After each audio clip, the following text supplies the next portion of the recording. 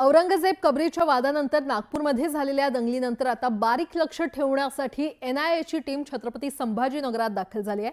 यासोबतच मराठवाड्यातील जालना, परभणी, नांदेड, बीड आणि उदगीर याही ठिकाणी एनआयएची टीम लक्ष ठेवण्यासाठी दौरा करत असल्याची ही माहिती सूत्रांनी दिली आहे। सध्या एका टीमनं छत्रपती संभाजीनगर शहर, खुलताबाद परिसराची पाहणी केली आहे। शिवाय मराठवाड्यातील जालना, परभणी, नांदेड जवळ असलेल्या विदर्भातील बुलढाणा या जिल्ह्यात देखील हालचालींवर लक्ष केंद्रित केलंय।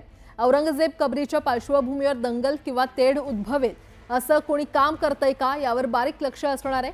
विशेषतः ज्या जिल्ह्यात किंवा शहरात दंगलीची पार्श्वभूमी आहे त्या ठिकाणी तपास यंत्रणेनं या भागात रेकी सुरू केली असल्याची माहिती सूत्रांनी दिली आहे। परभणी, जालना आणि नांदेड या ठिकाणी देखील पथक गेलेत आणि तेथील संशयित हालचालींवर लक्ष ठेवलं जातंय। त्यासाठी स्थानिक एटीएस अधिकाऱ्यांची मदत घेतली जाते।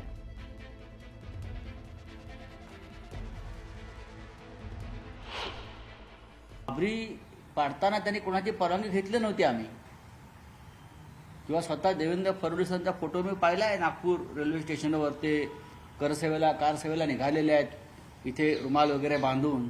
त्यांनी त्या पद्धतीनं वर्षा बंगल्यातून बाहेर पडावं, डोक्याला रुमाल बांधून।